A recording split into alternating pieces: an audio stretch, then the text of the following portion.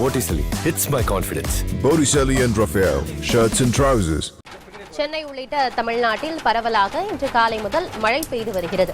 இந்த கோடை மழை, திடீர் கோடை மழையானது மக்களின் மனதையும் குளிரச் செய்திருக்கிறது. அது தொடர்பான நேரலையை தான் பார்த்து வருகிறோம். இதுகுறித்து பேசுவதற்காக தனியார் வானிலை ஆய்வாளர் திரு ஹேமச்சந்திரனும் இணைந்திருக்கிறார். சார் வணக்கம். வானிலை ஆய்வு மையம் முன்கூட்டியே அறிவிப்பும் வெளியிட்டிருந்தாங்க, மதியம் 1 மணி வரைக்கும் மழை பெய்யும் அப்படின்னு சொல்லிட்டு. இப்போ சென்னை உள்ளிட்ட பல இடங்கள்லையுமே இடியுடன் கூடிய மழை பெய்யுது, காற்றினுடைய வேகமும் அதிகமாக இருக்கு. இந்த திடீர் மழைக்கு என்ன காரணம் சார்? பாத்தீங்கன்னா கோடைக்கால வெப்பச்சலன இடிமலை தான் இது. நேற்று இரவு தெலுங்கானா பகுதிகளில் உருவான இடிமலை மேகங்கள் அப்படியே கிட்டத்தட்ட தொடர்ந்து தெற்கு திசையில நகர்ந்து வந்தது. இன்று காலை பாத்தீங்கன்னா சென்னைக்கு வடக்கே 100 கிலோமீட்டர் தொலைவில் நகரும் போது புதிய மேகங்கள் அதனை தொடர்ந்து உருவாகியது. இதன் காரணமாக சென்னை மற்றும் புறநகர் பகுதிகளில் பரவலாக இடி மின்னலுடன் கூடிய கனமழை பதிவாகி இருக்கு. தற்போது கிடைத்திருக்கும் தகவல் படி பார்த்தோம்னா வலசரவாக்கம், சாலிகிராமம், மணலி, நுங்கம்பாக்கம், நெற்குன்றம், அமஞ்சங்கரை போன்ற பகுதிகளில் கிட்டத்தட்ட 6 சென்டிமீட்டர் முதல் 8 சென்டிமீட்டர் அளவுக்கு இடியுடன் கூடிய கனமழை அப்படிங்கிறது பதிவாகி இருக்கு. சென்னை மட்டுமல்லாது திருப்பதி போன்ற பகுதிகளில் நேற்று இரவு உருவான மழை மேகங்கள் சேலம், தர்மபுரி, கிருஷ்ணகிரி போன்ற மாவட்டங்கள்லையும் பரவலாக இடியுடன் கூடிய மழையை கொடுத்திருக்கு. நம்ம புதிய தலைமுறையில ஏப்ரல் முதல் வாரத்திலேயே பதிவு செய்திருந்தோம். இந்த ஆண்டு ஏப்ரல் மாதத்தின் முதல் அரை பகுதிகளில் குறிப்பா சொல்லணும்னா ஏப்ரல் 18ஆம் தேதி வரைக்குமே தமிழகத்தில் ஆங்காங்கே இடியுடன் கூடிய மழைப்பொழிவுக்கான வாய்ப்புகள் இருக்கு.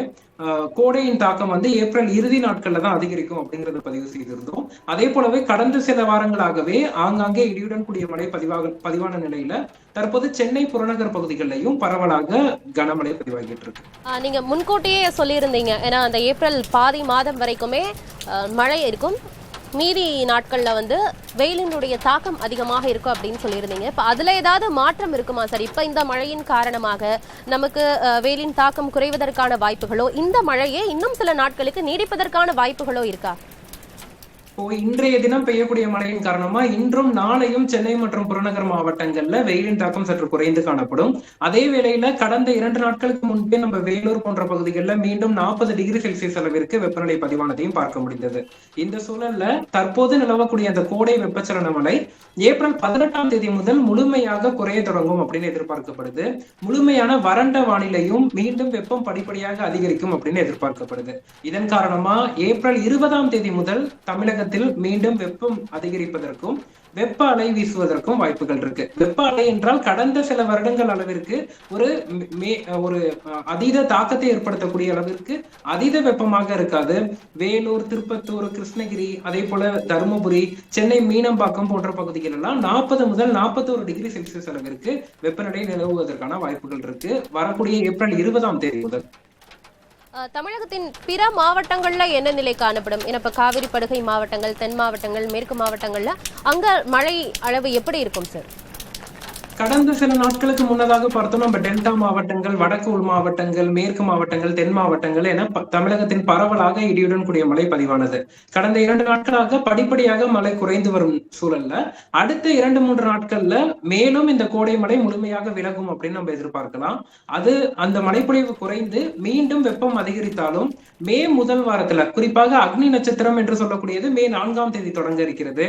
அந்த காலகட்டத்தில் தமிழகத்தில் மீண்டும் வெப்பநிலை குறைய தொடங்கி மீண்டும் ஒரு கோடையில பரவலான மழைப்பொழிவுக்கான வாய்ப்புகள் இருக்கு.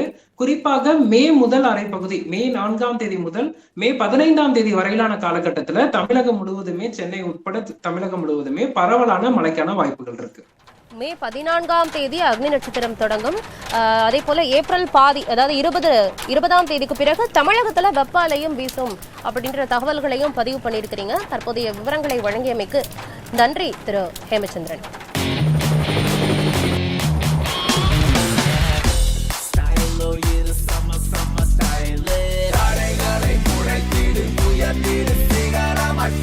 ஃபிட்டான Botticelli இருந்தா கான்ஃபிடென்ட்டா என்ன வேணாலும் செய்யலாம். Botticelli, it's my confidence.